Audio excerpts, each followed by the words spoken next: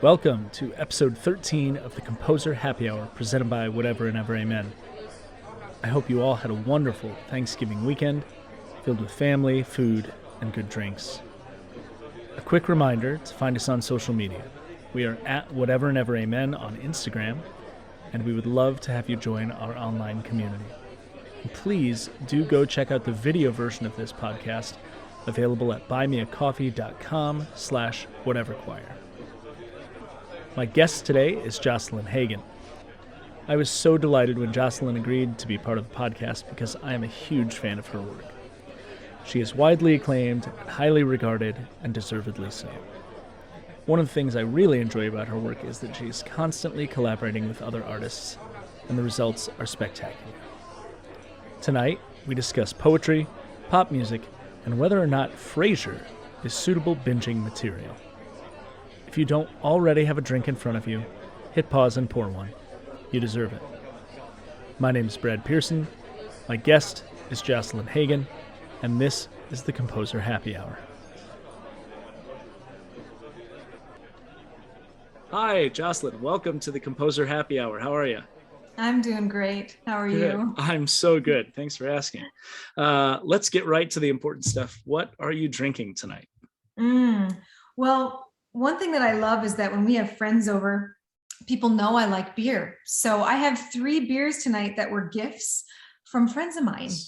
So I've got this Maduro Brown Ale from Cigar City Brewing, which is in Tampa. And that's from my dear friend, Matt Culleton, who is a conductor friend and who has premiered many of my works. And then I have this Orange Espresso Cream Ale. And this is from Insight Brewing in Minneapolis. And this was brought to me by my friend Adam Reinwald, who used to sing with my husband, Tim, in Cantus. He was best man in our wedding. He likes to refer to himself as the first wife because they were roommates for 13 years. And then my third beer is called Javatized. And this is from our local brewery in Big Lake, Minnesota. That was one reason I knew it was going to be okay to move here outside of the city. I was like, there's a brewery here and it's a good one. And what's awesome is I have a good neighbor friend who works at the brewery. So every once in a while, he'll just give me beer. And so this is one of those beers. Excellent. Well, you've got a good variety. Are you is there a certain style that you gravitate towards, or you kind of like it all?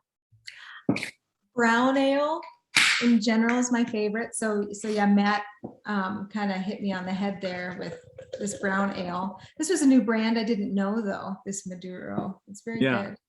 Nice.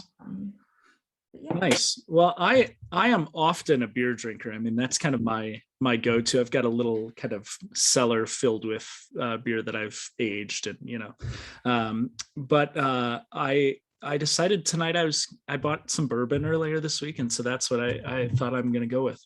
So I have a Knob Creek smoked maple bourbon. Wow, that's a good brand. I've not had the smoked maple before, but I'm looking forward to it. So that's the plan.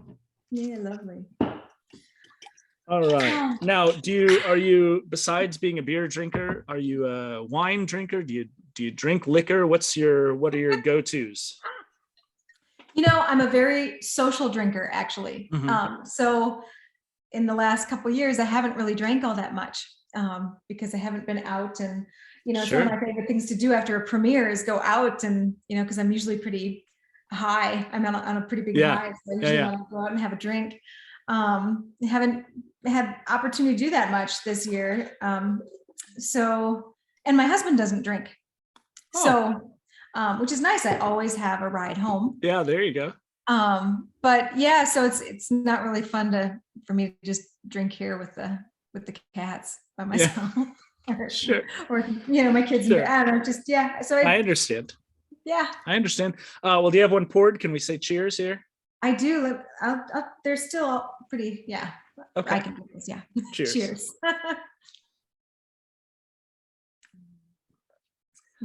So you told me before we started recording that it's a busy week. You got a lot going on. Tell us about what's new with you. What's happening in life?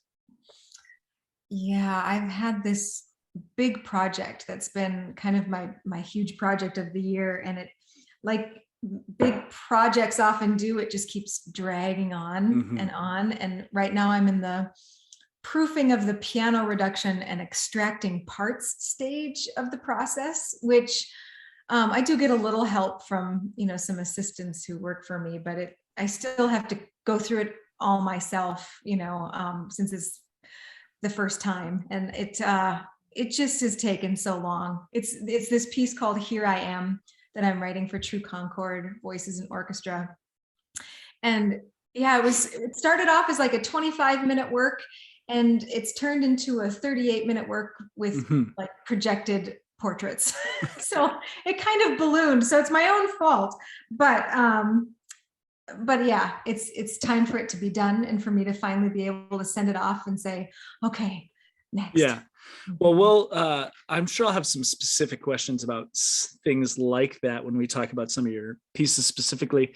Um, but I've noticed, I thought I was pretty familiar with your work in general. And then preparing to talk with you, I went through and I listened to everything that was on your website and went through all the scores and realized I did not know nearly as much as I thought I did, because you have a ton of stuff. And Oh, a lot of it is big. I mean, you've done some really big projects, and also not just music, but things that have a visual aspect to them, or collaborations with other artists. I sense that you enjoy being busy. yeah. Yeah. I'm an ideas person, Yeah. and I obsess over my ideas, and so they just kind of, they start to roll. And yeah, I mean, so like even now I've got 3 or 4 ideas that I'm massaging in my head and trying to figure out how to make them happen. Yeah. Do you relax at all? Do you ever take downtime? Are you ever off the clock from being busy? Oh yeah, I mean, I do, because being a creative person, you have to, you have to have downtime to let things steep, to let those Mm. ideas really mature. So I actually do take quite a few breaks throughout the day. I like to walk. I go for a lot of walks in the country. We live out in the country, Mm-hmm. and yeah. So I do take downtime, and I clean a lot. I have 2 boys, Yeah. so I'm cleaning the house a lot, and that's actually really a great way to process those ideas Yeah. too. Well, Yeah. I have a young son, and so his mess is pretty well contained right now, but I can imagine that's going to change pretty quickly. Has he gotten into Legos yet? No, so he's 18 months. So Oh. we got some Duplos out for him the other day that he mostly thought tasted really good. So he's not quite there yet. But yeah, he's just now starting to talk quite a bit. I mean, kind of 2-word phrases, and that's really fun. So yeah, Well, congrats. yeah, That is fun. yeah. Thanks. So your answer to "Do you relax" sounded a little bit half-hearted, and I suspect that you work a lot more than you do relax. I'm the opposite. See, I'm an ideas person too, but I'm just really good at coming up with lots of ideas and letting them simmer and steep, and then not following through. So I'm good at the relaxing, not as good at the working. But you know. Well, I want to know a little bit about you and how you came to be you. And so if you'll allow me, we're going to start at the way beginning. Can you tell us when and where you were born? I was born in downtown Minneapolis. There used to be a hospital there. So I love thinking that I was born like just a few blocks from Orchestra Hall Mm. in Minneapolis. But when I was a week old, my parents moved to Valley City, North Dakota, and that's Mm-hmm. where I grew up. And did we get a when on there? Is that okay to ask when you were Oh born? yeah, that's okay. I was born in 1980. So I'm And so you only one. moved very quickly to North Dakota. Was that, I mean, I'm assuming your parents were planning to move, and then, I mean, that's not great timing, right? If you moved when you were a week old. No, well, so my dad is a dentist, and I was an oops pregnancy. Um, and so he took his dental exams, to get to be a certified dentist, and had me and moved to Valley City all within a couple weeks. That's busy. So yeah, that was quite a transition for them. Life Um, does that sometimes, doesn't it? Where you don't really plan for things to be quite so crazy, and then they're a little bit crazy. Yeah, my wife and I bought a house like 6 weeks before our wedding, which was just not the smartest thing. So growing up in North Dakota, what are your parents' names? Ted and Sarah. And what do or did Ted and Sarah do when you were growing up? My dad, dentist. We got he was that. the son of a dentist. But that was not for me. I knew pretty early on that I would follow my mom's footsteps. She's a musician and she was a music teacher. And growing up in rural North Dakota, any musician that I knew, they were all teachers. So that was really what I thought I'd be. I thought I'd be either a choir director or a piano teacher who just wrote music on the side. Yeah, that's what I thought I'd be. Did you know that really early? I mean, when you were 3, 4, 5 years old, were you already aspiring? Was that like when people asked, what do you want to do when you grow up? Did you have a strong sense that that was it early on? I think for the most part, yes. I've also always loved science. And so I think there was a time there where I kind of thought about, oh, maybe I should be a doctor, or I think a forensic pathologist was also on my list for a while. Okay. Yeah. I read a book that. Sure. So, and I'm actually distantly related to Michael Crichton. Oh. So I read a lot of Michael Crichton growing up. Yeah. And so I just love that kind of science fiction, a little bit of fantasy thrown in there. But yeah. That's cool. So your mom taught music. I'm assuming that means that you were playing piano and singing and doing all kinds of things really early on. Mm-hmm. Yeah, I have. Apparently there are tapes of me. I've never heard them, or I haven't heard them in a long time. Of me at the age of 3 sitting at the piano and basically just improvising and singing along. That's cool. Which is essentially what I do now. Yeah. I would love to hear those. I don't know if my mom has them still somewhere. She talks about them. I know that they happened, they exist, but that'd be pretty awesome to be able to hear that. Yeah. And was your dad musical at all? A little bit. His dad was a musician a bit, played clarinet and the piano. And he played the alto sax in band. Okay. But really, he's really the best roadie. He carried a lot of equipment for many years. And he's also my number one fan. He's been to many of my concerts. Sure. Well, so besides you, I mean, obviously you were getting some formal training if you were taking lessons, as formal as it can be for a really young person.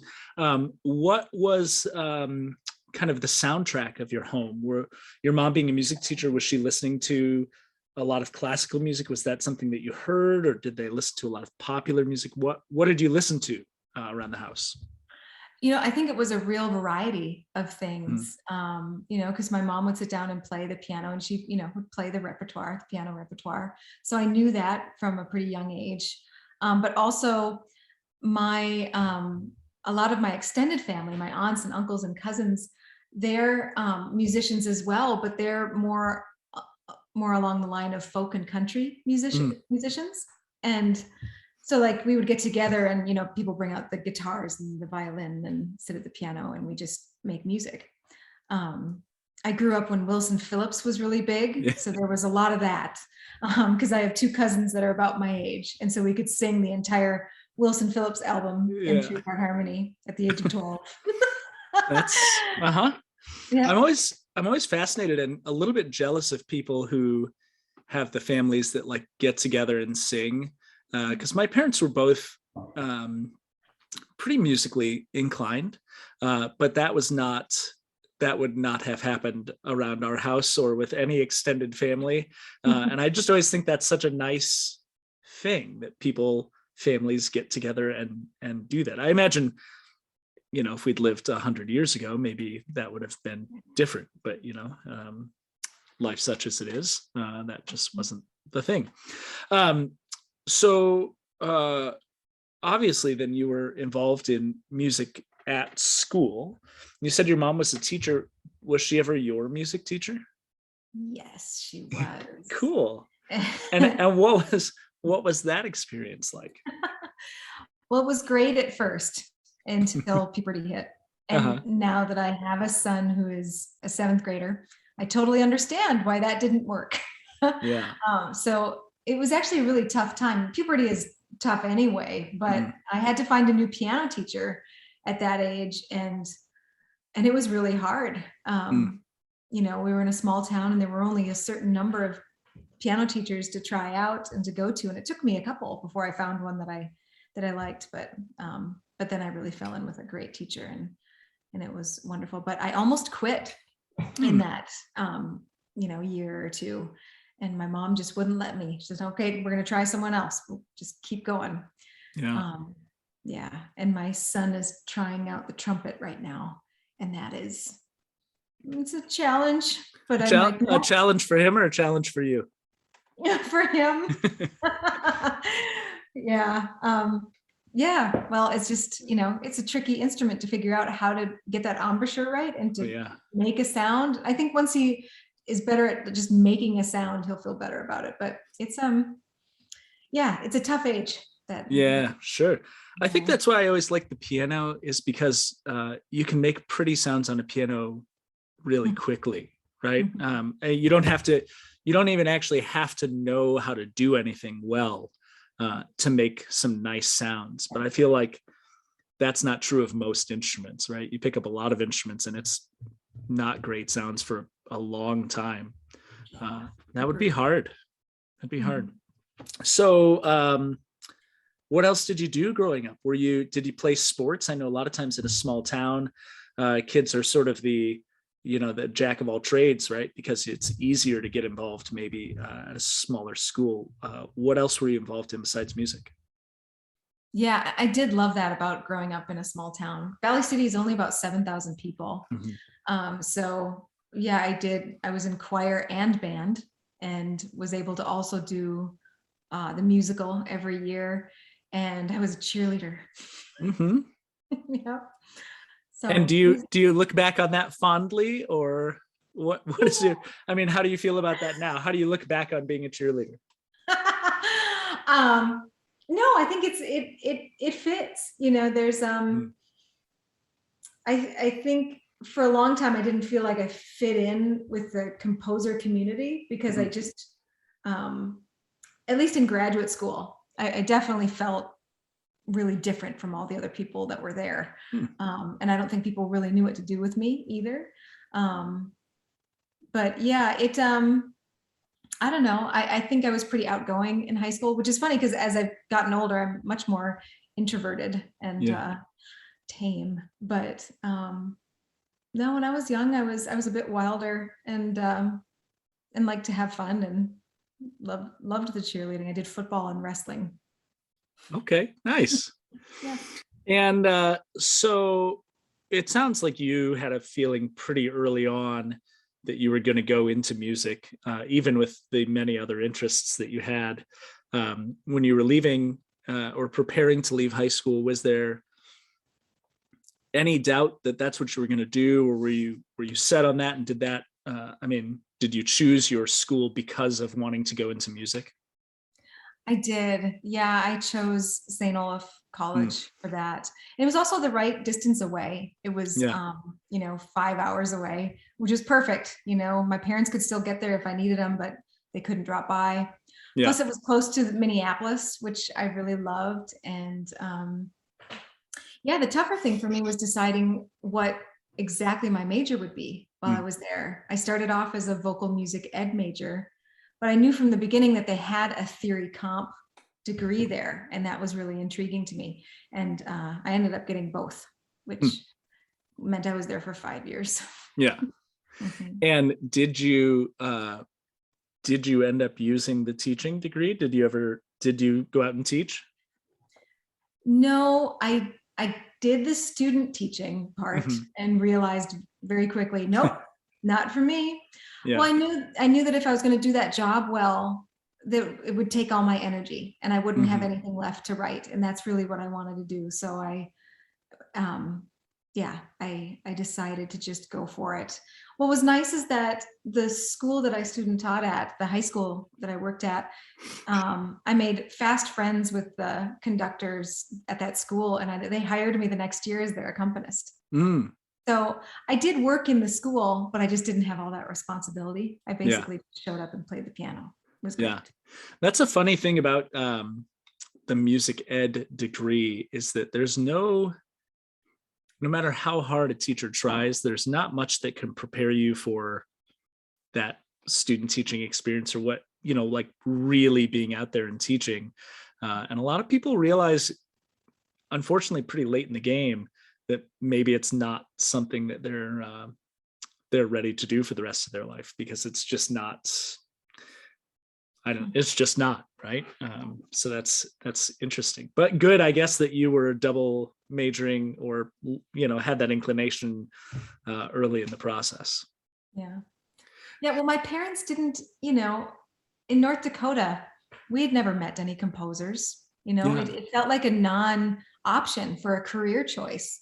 And so when I told my parents, I think I want to be a composer, they're like, what? Why don't you get that vocal music ed degree Yeah. too? And we'll see how that goes. Yeah.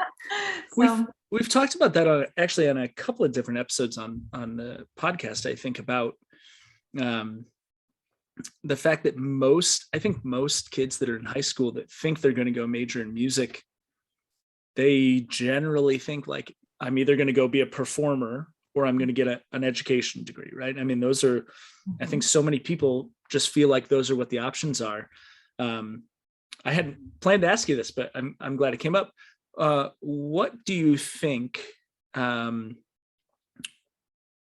could be done better, or what are things that maybe you've done in your outreach with young musicians? What are things that we could do to kind of expose people to the many varied careers that are available in music? Because certainly you and I know that there are lots of ways to be a working musician that are not being a high school music teacher or a performer.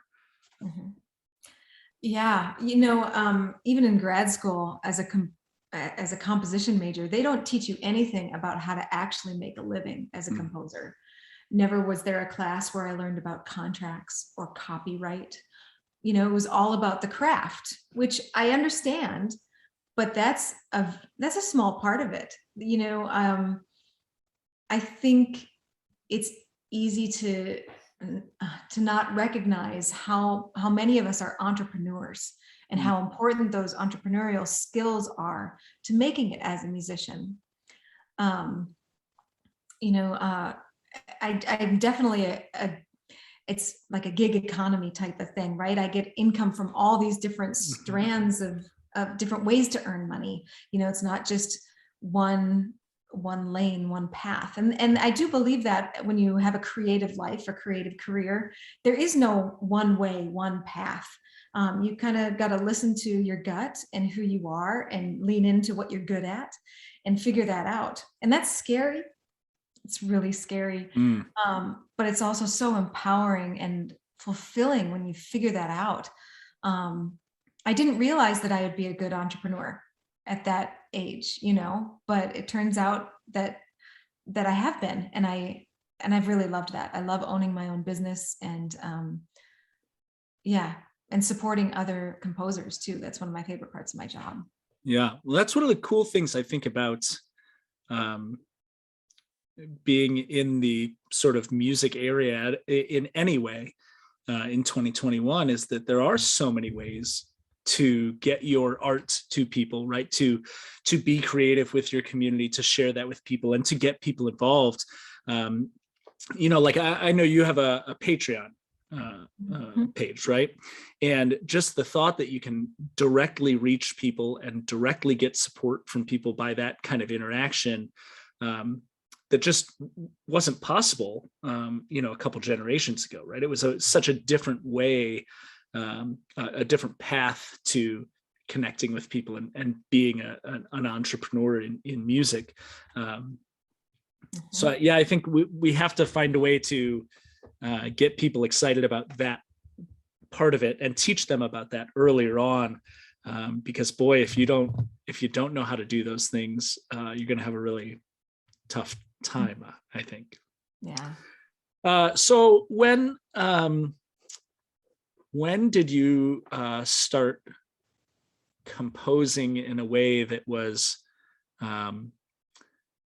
that you thought of it as composing, not like I'm kind of making stuff up, right? Which I think a lot of young people who, can play the piano make stuff up. But when did it move from that to purposeful writing of music? I'd probably say when I was a senior in high school, I actually took theory at the local university from my mom. She was teaching at the college at that time. I was like, yeah, I want to take music theory. So, and then, usually have to have a few composition assignments in theory. And at the end of my senior year, I composed my first work for choir. And my high school choir performed it at baccalaureate. And that was really, really cool. And it was definitely like the first taste of something. And I definitely knew that I wanted to do that again. Yeah.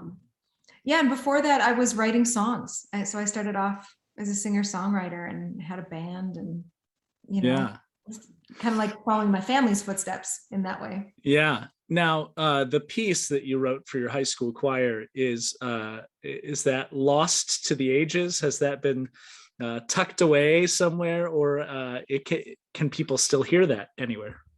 I think I still have an old PDF of it somewhere. I know that I can sit down and play part of it still. Oh yeah. Because I really loved it. I came up with a little piano thing that I really loved, and I still love it. Maybe I should put it in a new piece. That'd be fun. Yeah.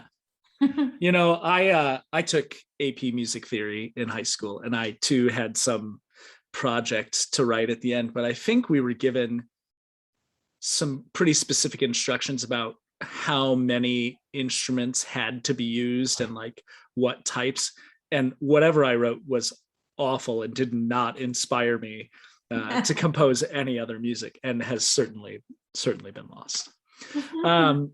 When was the first piece that you wrote that got performed by somebody that made you feel like this was a thing now? Like I'm a composer who writes for people, or did that thought never really cross your mind? Did you always think that?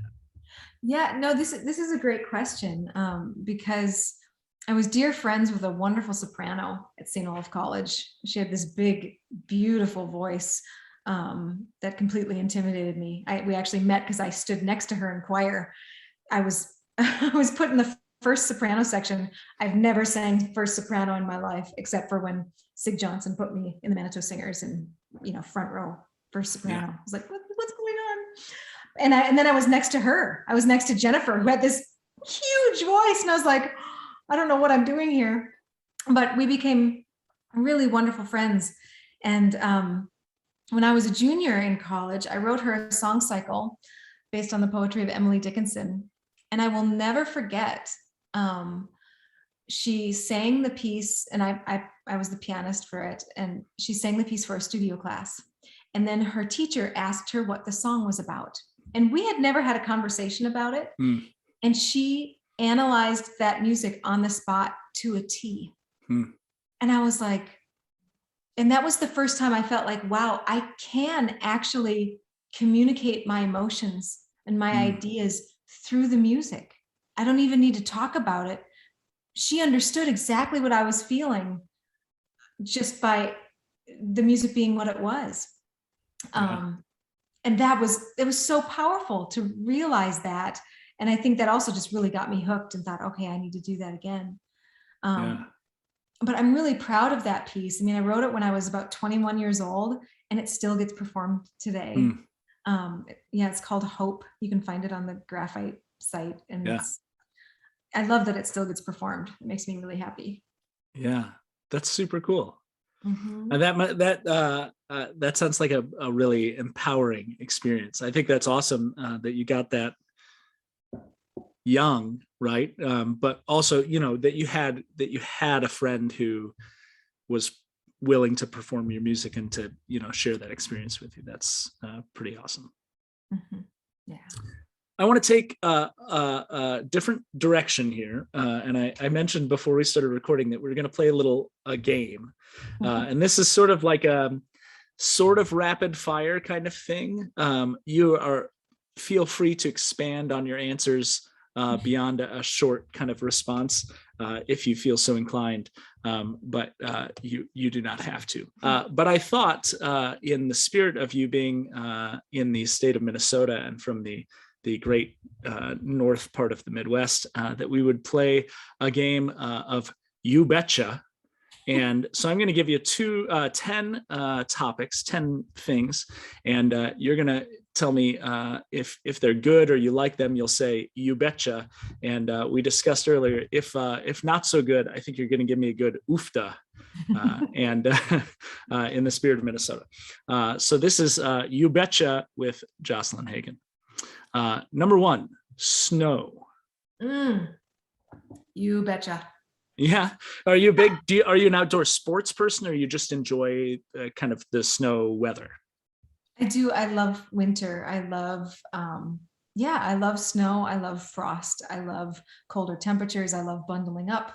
And my boys are also huge into snowboarding right now. So it's their favorite season too. So we're all waiting. I can't believe it hasn't snowed here yet. I am not eagerly anticipating the snow. I am not going that direction. Number 2, sushi.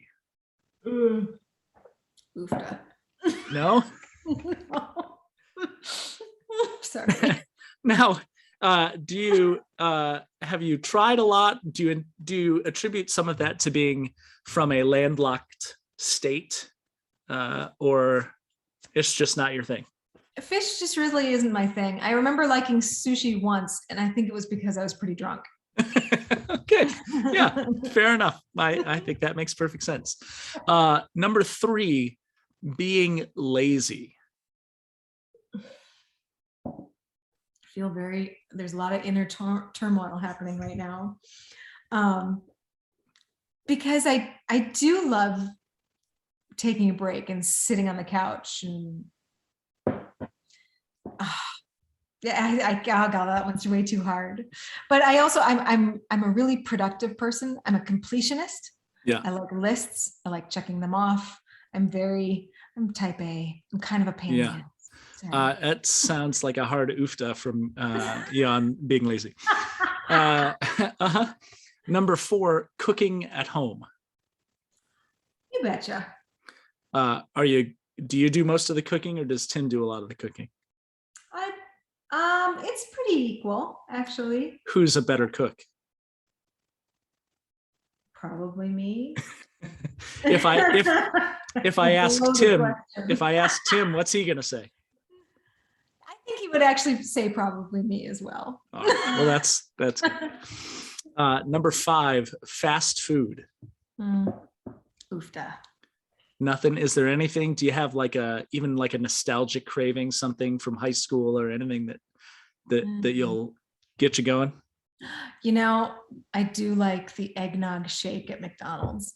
I usually try and get one of those every Christmas. I understand. I love eggnog, the taste of eggnog, but I don't like actual eggnog. It's too thick and creamy. So I have to put eggnog in other things. So I make eggnog pancakes and eggnog cookies, and the eggnog shake I'll have, but I won't have actual eggnog. All right. Number 6, Minnesota summers. Oh, you betcha. And number 7, Minnesota winters. You betcha. So you're just a 4-season kind of person. You like it all. I am. My favorite is actually fall right now. Mm-hmm. Did you guys get an actual fall this year? Have you had nice kind of middle temperatures? Yeah. I mean, it's always a wide mix, but we have gotten it. Have you not? No, it was like 80s and humid. And then for like 4 or 5 days, it was like low 70s. And then it rained for a week and then it was freezing. And we're supposed to get like a dusting of snow on Sunday. So no, and the trees went from all green to now all the leaves are going to pour in the next week. Yeah. So no fall for us. I think we had that last year. We didn't Yeah. get a fall last year, but this year it's been nice. Number 8, hip hop music. Oh, you betcha. And are you a fan of anything in particular that you enjoy, or just in general? Yeah, I love pop music. I listen to quite a bit of top 40 actually, because I love hearing the different sounds. I love seeing what's new and how they're developing things, and I love production. I've collaborated with Spearfisher, who does pop music as well, and I've sung a few things in that style too. So I really love it. Yeah. Number 9, country music. Well, so this is tough because I feel like there are parts of it that I really like and that are nostalgic for me, but a lot of it I don't like. Well, let me phrase it maybe differently. Take out kind of older or roots country. Let's talk about like the Country Music Awards, I think were earlier this week. So how about the music that is on the Country Music Awards in 2021? I didn't watch that. I never listened to a country music station. So I'd probably have to say oofda. When there are really good songs that I hear about, sometimes they come through and because I love good songwriting. I think a good song in any genre, you can usually convince me. But yeah, I don't. And most of it is the twang. I don't like the vowels, the way they sing. Some of it seems, not always, but when I feel like they're putting some kind of vocal affect on, right, when it doesn't feel natural to me, it doesn't, no matter what they're singing about, it doesn't come across as believable. It doesn't connect with me that way. So I think that does it for me. But like the new Dixie Chick album, Gaslighter, is awesome. Amazing songwriting. And I love them. And Sarah Jarosz is really great. It's amazing. Right. Yeah. So, but sometimes somebody like her, I don't think of her as a country singer. I think of her as just a songwriter, I just, there's something about the perception that is different, though obviously a lot of her music is country in its influence. Yeah. All right. We got one more, number 10, binging TV. I want to say you betcha, but I'm probably going to go oofda because Tim and I, my husband Tim, I remember earlier on in the pandemic, we sat down and I think we watched like 3 episodes of something in a row, and we're like, I think that counts as binging. It's like the first time we'd ever done it. I sensed somehow, I just knew this is the first at length, for anybody who's listening, the first at length conversation you and I have had. We've, I think, met in passing a couple of times, but I just had this sense from looking at your work and your online presence.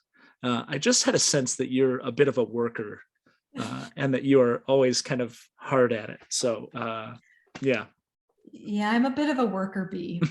And it's funny. I talk about my kids a lot because I guess they're a huge part of my life, but and a bit of a perfectionist.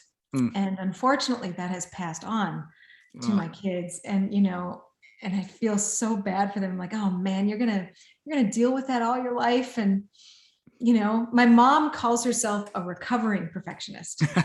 And so I'm working on that. I'm really trying to get there. But like today, I spent most of my time, in finale, just, nudging little things around and making things look exactly right. There's a lot of my day that is just spent doing that kind of work. So yeah. Well, one day there will be a day where you will relax a little bit more. You'll start ordering some fast food and you'll just binge TV and all will be well. Thank you. Yeah. All right. That has been You Betcha with Jocelyn Hagen. Thank you for indulging me in that game. Oh yeah. Okay. I want to talk about some of your music, and there, as I said, I was listening to I'm going through everything on your website, and I was actually a little overwhelmed because there's some really big pieces, and some of those are pieces that I know that people are really interested in and they want to talk about, and they're things that have are highly acclaimed. But I also feel like you have had an opportunity to talk about some of those, and that people can find you talking about some of those elsewhere on the internet. Mm-hmm. I want to talk to you about a very small piece that is my absolute favorite thing that you've ever written. And that is, I Started Out Singing. Oh, yeah. I love that piece so much. And I'll talk more about why at some point. But can you tell us a little bit about where that piece came from and how it came to be? Yeah. That piece was commissioned by Patty Arnst. And Patty Arnst was a music teacher in the Robbinsdale School District. And she was actually my teacher, my host teacher when I was student teaching. So this was back when I was 22 years old, and she's a fabulous teacher. She not only had a great elementary program, but then she also had the all district choir, which is fifth graders from all over the district that sang in this big choir called the all district choir. And that's who this commission was for those fifth graders. And when I met her, she had recently lost her best friend to breast cancer. And I believe she was relatively young, maybe in her 40s or 50s at the time. And she decided she wanted to commission a work in honor of her.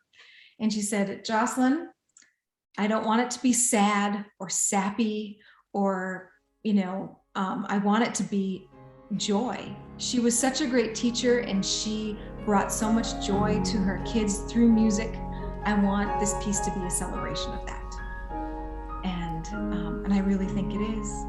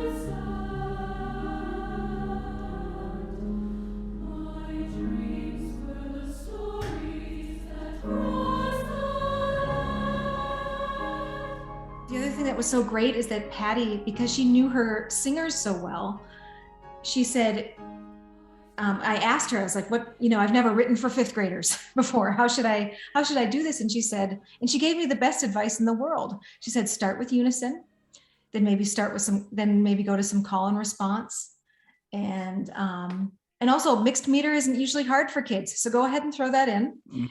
And then, build harmony by having one note stay on one pitch and the other one moving. And then, they have sung a few 3-part chords. So you could throw one in at the end. Mm-hmm. Perfect. And it is a wonderful formula for a piece. I've only done it the one time for that song. I wish I had more commissions for children's choir because I would love to write them, but I love that piece too. Thank you. That means a lot. I love it because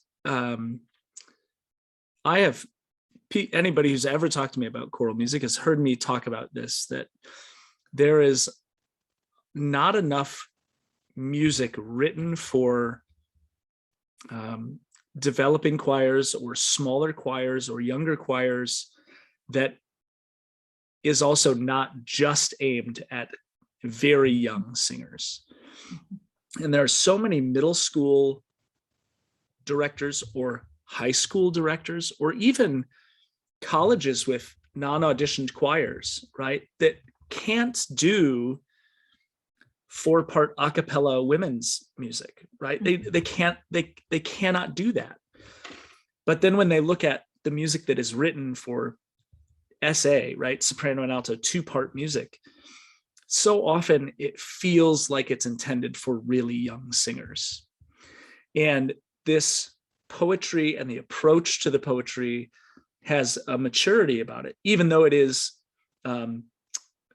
sort of youthful in maybe in its optimism and its joy, right? It has a sort of youthful joy to it, but it doesn't feel young, right?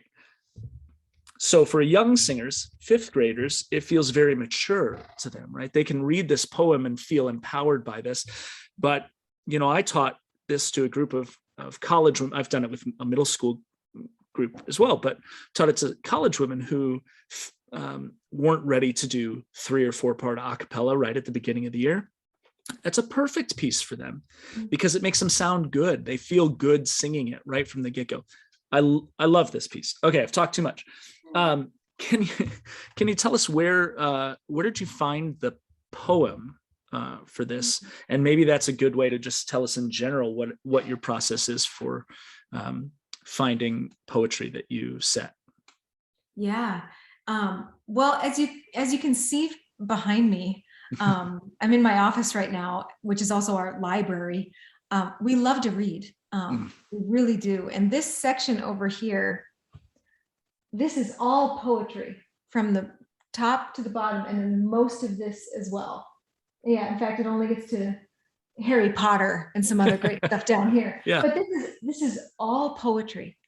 And we're constantly reading because my husband also sets a lot of texts too, right? So we're always looking for great new writers, and boy, when we find one, and Naomi Shihab Nye, who wrote that poem, is definitely one of those. I think I've got like 5 of her books of poetry in this library, and I've set a number of her poems to music. In fact, I just set one for that bigger piece, Here I Am. So she's definitely one that I go back to often. And and poets, they're all different. I usually pay them some kind of honorarium. Naomi, she likes us to send her a box of food, of like local foods. So like I'll get like a bunch of wild rice mixes and things like that, Minnesota stuff, and just send it down to her, and then she loves that. And I think that's really amazing. But yeah, we are constantly looking for great poetry. One of my new favorites, you can tell because look at all those tabs. I mean, that's amazing. This is Yesterday I Was the Moon, and it's by Noor Unahar, and she's from Pakistan. But the poems are in English, and she speaks English. I emailed her. I actually was able to reach out to her on Instagram, and she wrote me back. And so I set a poem this fall called A Thank You Note to the Universe. So that's going to premiere later this year. or later next year. And then I'm doing a song cycle with 3 of her poems as well this year. Mm. So it's just, I love that part of my job, finding poetry and new poets to support and love. Yeah. And I was, the only other thing I wanted to mention about, I started out singing, and this is true of a lot of your work, is that the piano is not exclusively an accompaniment to the voices, right? I think you obviously like the piano as an instrument. You like, you must compose at the piano and enjoy playing what you're writing, because you can sense that in the music. And I started out singing. That is, again, for choirs that are doing simpler music, by comparison, sometimes the piano just doesn't add much to the music, right? It's kind of there just to support the voices. And there's some beautiful moments in the intro and in the interlude of I Started Out Singing that I think helps elevate a piece that is, again, otherwise somewhat straightforward, right? So I appreciate that about that piece of music. Thank you. I'm glad that you brought up interacting with the poets that you set, because it seems abundantly clear to me that one thing that you really enjoy is collaborating with other artists, whether it's musicians or poets or dancers or visual artists, because you seem to have done a lot of that. So one of the pieces that I wanted to ask you about is a collaboration. And I don't actually know this person other than from your stuff, and I'm now going to go and find out about her. But Dessa am I saying, is that the name? Is Dessa? Yeah. Is that right? Mm-hmm. So I'm not really familiar with her as an artist, but I plan to be. But I wanted to ask you about Look Out Above. Is that right? Did I write that correctly? Look Out Above. Mm-hmm. And what a cool piece that is. Hoping you could tell us a little bit about how your collaborations with Dessa started, and about that piece specifically. Yeah. Well, Dessa and I were first brought together for a commission from Minneapolis Public Schools to write something for a big mass choir and student orchestra. And that piece is Controlled Burn, mm-hmm. which is a great piece. It has an amazing text for young people. Dessa is an incredible writer. So not only is she a rapper and a singer and performer, but she's written a book. She also has a podcast right now with the BBC called Deeply Human. It's amazing. You should listen to that too. Yeah. And she's hands down just one of the smartest people I've ever met, and completely down to earth and genuine, which, you just don't get every day. Yeah. And so it's a complete honor to be able to work with her. And as soon as we did Controlled Burn, I was like, we got to do this again. Mm-hmm. So this piece, Look Out Above, was commissioned by McAllister College. And I wanted to work with Dessa. Of course, at that point, our schedules really didn't align. So it kind of had to be something where she made up something and then I blew it up, made it a choral piece, essentially. So what she did is she basically went into GarageBand and recorded herself singing a couple lines and a couple lines of harmony and said, it was probably about 30 seconds worth of music that she sent me. But that melody, now I can't think of how. I've had too much beer already. Yeah, so something like that. I was listening to it. Listened to it before we got on the call. Why can't I? If I get the first line, then I'll be able to go. But why can't I get it in my head? I have. Oh, we can't be stopped. They can't catch us. Just like midnight on the clock. We can't. So she sang that into GarageBand, and then had a little bit of harmony with that. And then what I wanted to do is I wanted to go into and work with the choir and really make this a collaboration with them as well as with Dessa. So I went in, and the conductor, Mike McGahee, was really great. He let me just try a whole bunch of different things. And so it really felt like a puzzle, even more so than other pieces, in which I had these big blocks of things happening. And then at the end, I basically just had to figure out how those blocks were going to be arranged. But in the performance notes of the piece, I do say, I want you to make this your own. I want you to experiment with it. I want you to improvise with it. Show me what you can do with this piece. Because I want it to be, as a composer, we're basically writing sets of instructions. That's my job. I give you a set of instructions and you make the music out of that, right? And so it's really fun to have a piece that is more of a choose your own adventure kind of piece. And I feel like that's what that piece is, or that's at least what I intended for that piece to be like.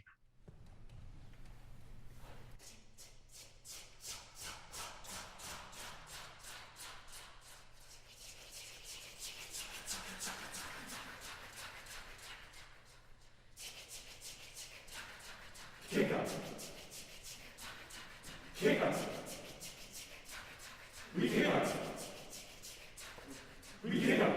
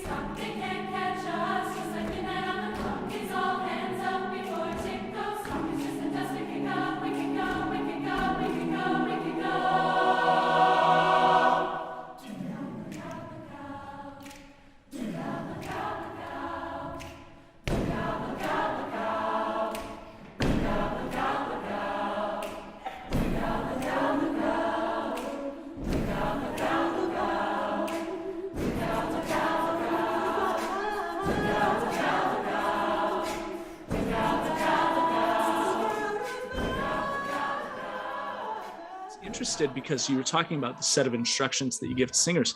So in the score, you actually have quite a bit written in the score that is not music.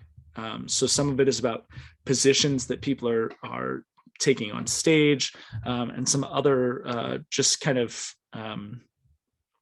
there's sounds that are not notes, right? They're making body percussion or different kinds of sounds. Have you done other notation like that, or what was your experience like? What led you to include that type of thing in this score? Yeah, that's a great question. Look Out Above is also one of a few of my pieces that really lived for a long time in manuscript form. And I actually considered keeping it that way. In fact, McAllister performed off of a manuscript handwritten score. And I loved that because when it's handwritten, I can draw all kinds of things in there. When I put it into finale, it has to, tighten up, right? And there's a little bit of that quality that's gone. I have one piece that is a dance piece for soprano and viola that I started to put in finale and it felt completely wrong. So it remains a manuscript only piece for that reason. Yeah, I mean, I loved thinking about the choir as a graphic image. So like I draw them, and then I would take them to Tim because he's also a graphic designer, and he would be able to take that and really draw it out and make it look a lot better than my hand drawn things. But I love thinking about notation as an art form in itself too. There are it's tough. That is really, as a composer, you basically have to learn how to write down what's in your head. And there's a long process to learn how to do that. And as I've gotten older, I've gotten better at translating those ideas and having flexibility within those ideas. Because I think this is also because I'm a performer. I love giving power to the performer in that way to interpret things in their own way. I love that every performance of a piece of music is different. I think that's really an exciting thing. And that way the music lives, it's not something that is stagnant. I like that too. I'm a big fan of the immediacy of music, the kind of the being in the moment of things, and certainly value that much more than perfection. I think that kind of human quality is what makes it all really special. I did want to ask you about one more piece that is part of a bigger project, but I wanted to ask you about Load Poems Like Guns. Yeah. Oh, it's a heavy subject. Yeah, so a few years, well, gosh, it's more than a few years ago. It's like 2016, probably, that I had one of those amazing thing that happened where Craig Hella Johnson called me out of the blue and said, what do you want to make? And I was up to my eyeballs in the opera that I was writing at the time, and I had no ideas. And I was like, oh my gosh, Craig Hella Johnson is asking me for my ideas and I don't have any. I felt really bad. And so he's like, oh, let's chat again in a couple of weeks. We chatted again in a couple of weeks. I still didn't have any ideas.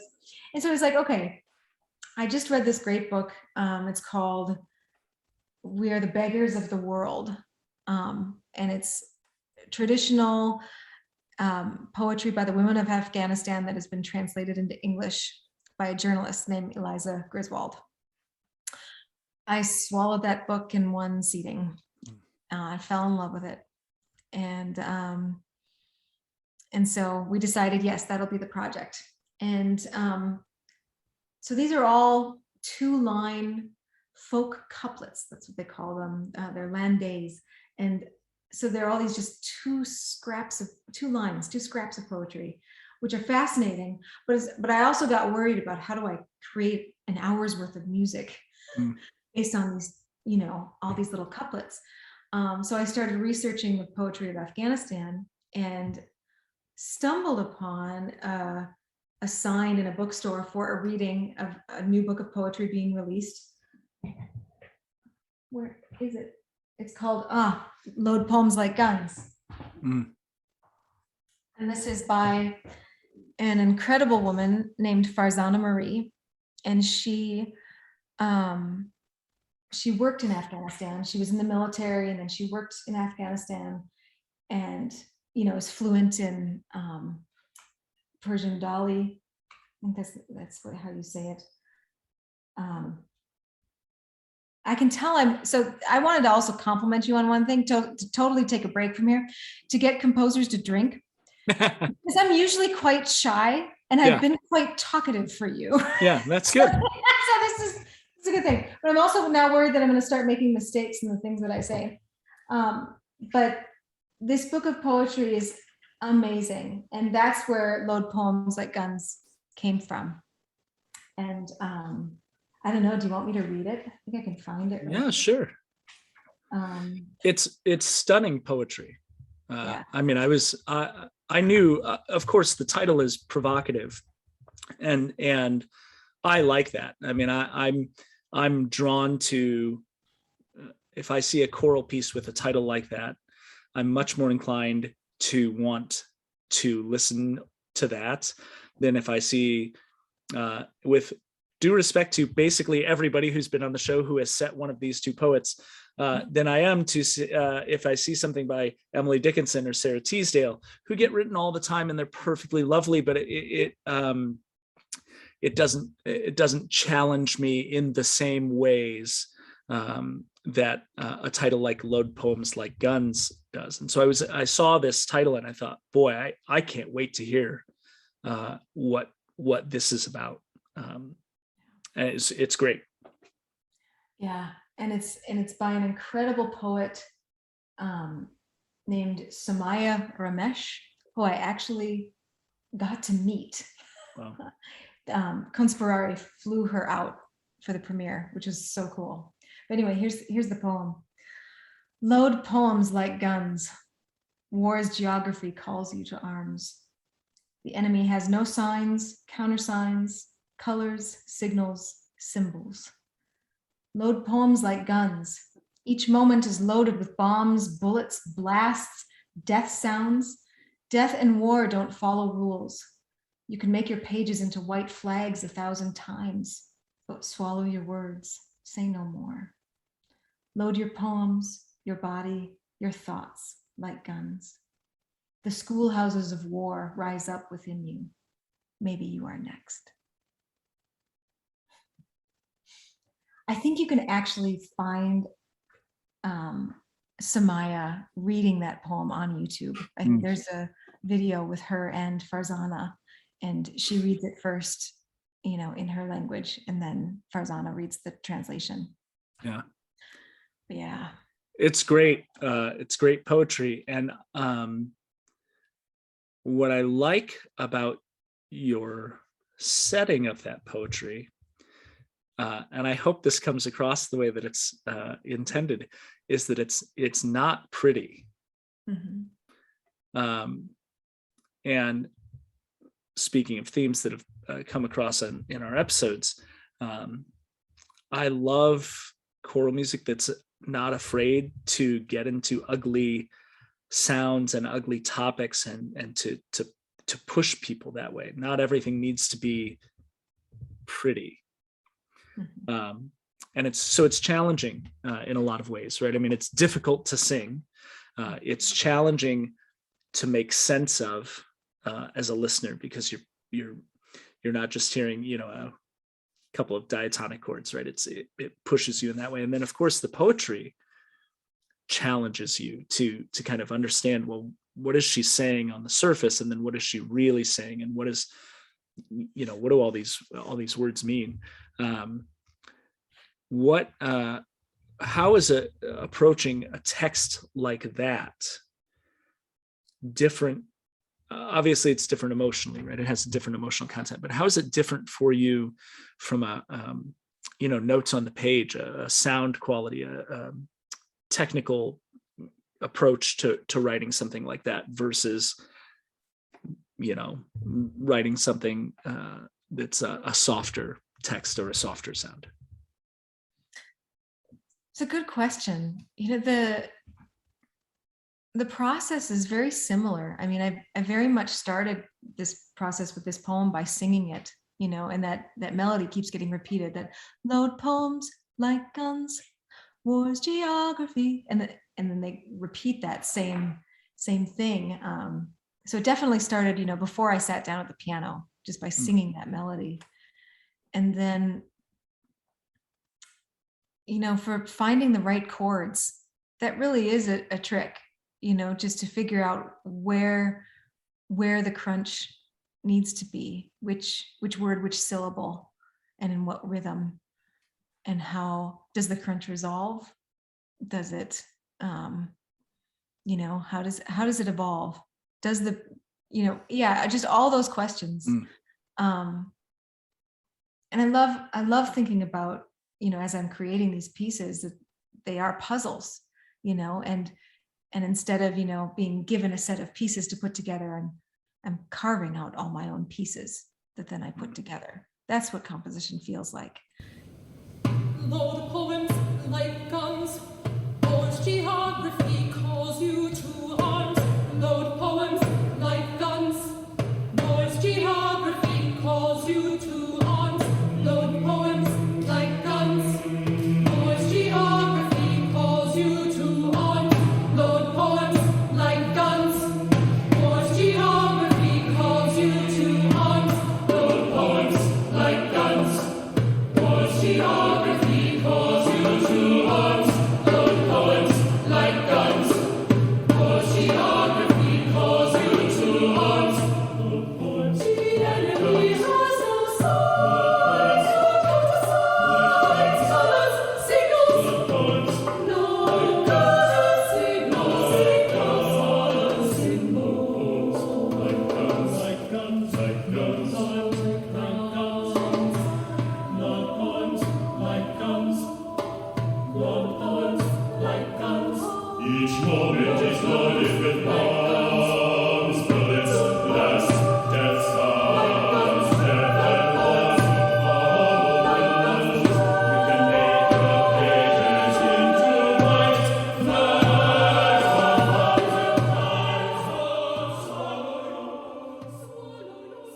powerful piece, and it's an interesting, I'm glad you bring it up, because I actually have a tough time bringing it up these days, now that Afghanistan has fallen under Taliban rule again.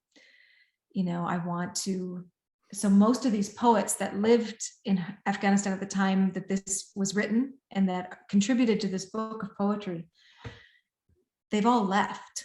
They were all lucky enough to get out. And, they were educated and, had some privilege. And so they were able to figure out how to get out. And then there are just so many more that didn't have that opportunity.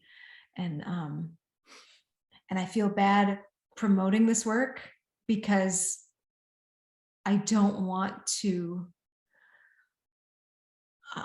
what's the right word I'm searching for?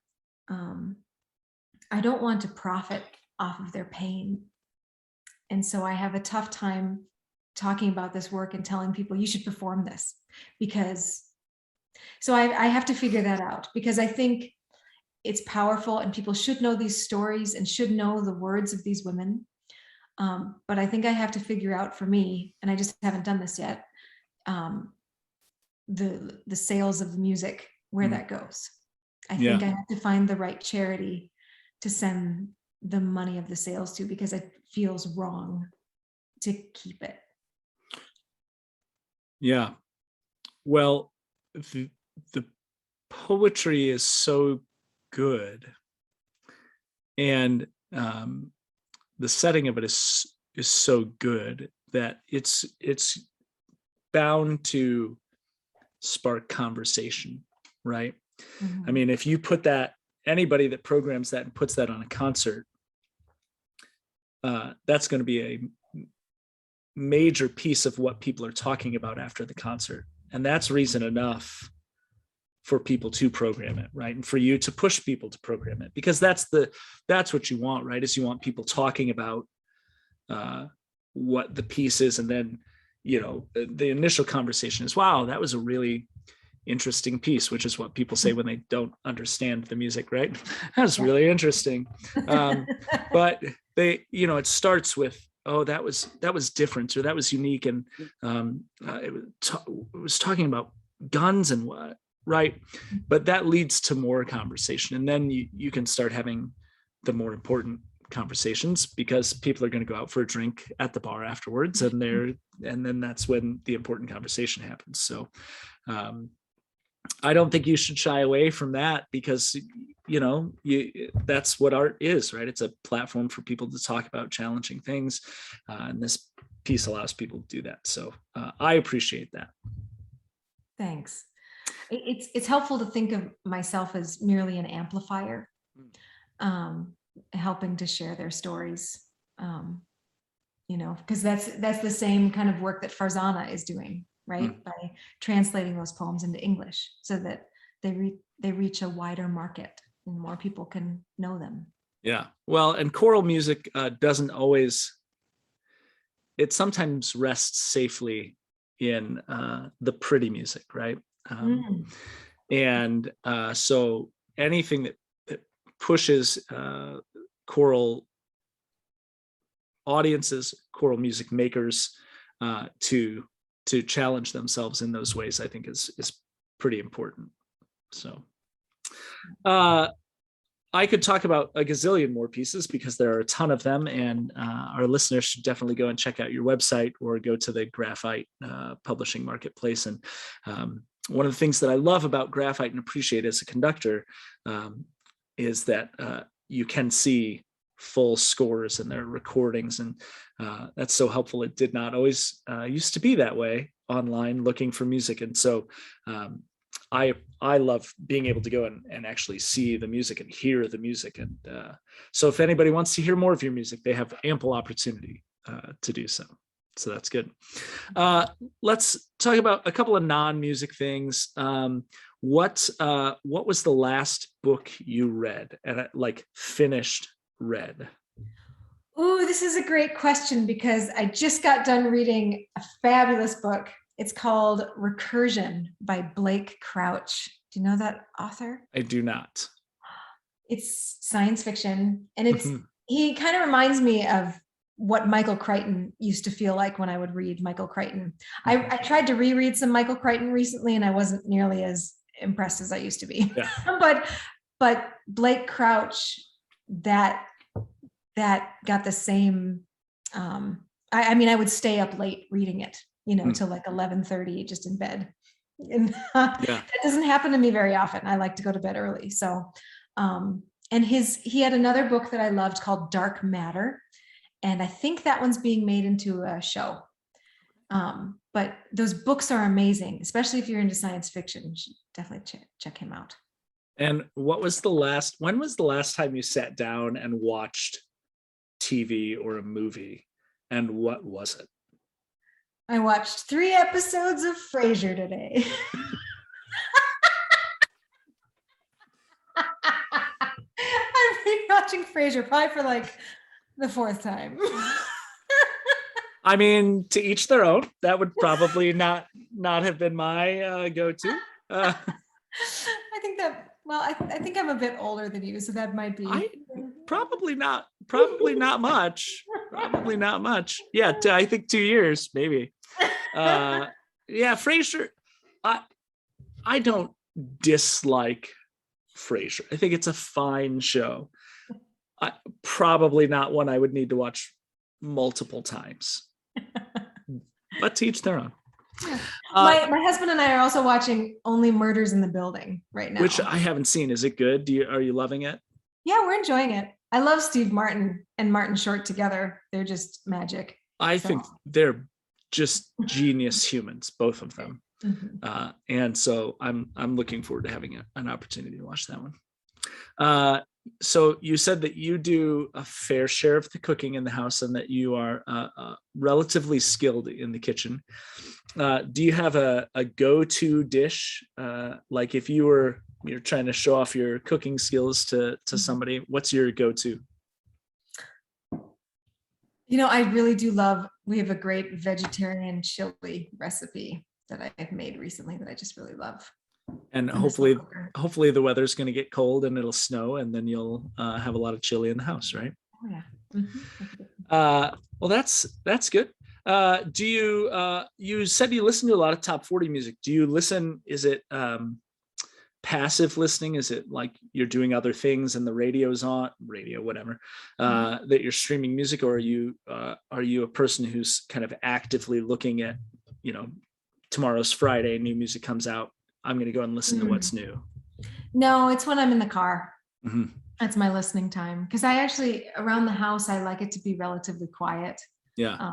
Well, just because I'm trying to make up music in my own head. So it gets hard if there's something else going on, which is tough because Tim used to love to listen to music all the time in the house. Yeah. And I was like, I can't. You got to turn it off. Yeah. Do you, but so is it mostly the radio, or are you just listening to whatever's being played then? It's a little bit of the radio, but I'm on Spotify and I see when new things are released and I'll read about it. I'm also on YouTube quite a bit. Just because YouTube is fascinating. There's a bunch of stuff to see there. And I love watching music videos. I've always loved watching music videos. Yeah. So I find a lot of new music that way. So is there anybody current that you're really excited about? Any artists that you are, think are doing really good things? Oh yeah. I'm trying to think about who might be new. I'm quite a big fan of Charlie XCX. I don't know if you know her. Yeah. But she was also a songwriter for a lot of other artists, kind of like Lady Gaga. I've always liked Lady Gaga too. I'm just gonna go.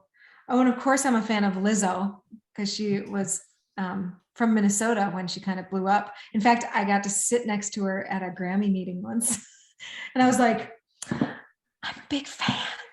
And she was actually really quiet. She's like, oh, thanks. Yeah. Before she made it really big, but I was like, oh my God, I'm sitting next to Lizzo. Let's see. Oh, Dua Lipa. I love the new Taylor Swift albums. She's, I think, re-releasing Red tomorrow, right? My wife's really excited. My wife's a big fan of Taylor Swift. So cool. Oh yeah, and Hayley Williams and Billie Eilish. Love that. But there's a French artist named Camille. It's really great. Yeah, and of course there's some Dessa on here. Yeah. She has a new EP out, which is at the top of my list for things to listen to, because I'm intrigued now after hearing some of your stuff with her. So yeah, you should watch some videos. I love Call Off Your Ghost is really great, and there's another one called Good Grief that's an amazing music video. You should check those out. Cool. Well, I could sit and talk to you all night, because I think you're fascinating and wonderful. And there was a lot of music that I would have loved to have chatted about. But as I said before, for people that want to get to know more about you and your music, you've done some other podcasts. You did a TEDx, because of course you did. And it's wonderful. And so people should go and listen to some of those things. But it's been a pleasure to have an opportunity to sit and chat with you. Do you have a little bit of beer left? Well, see, I had 3 beers, so I've been drinking, but they're still, but also, I mean, good plan. I've never tried to tackle 3 at a time. Like the night is young, and you'll finish them all, and you'll sleep well tonight. Well, we'll raise a glass and we'll say cheers, and thanks again for doing this. Cheers. Cheers. Thank you, Brad.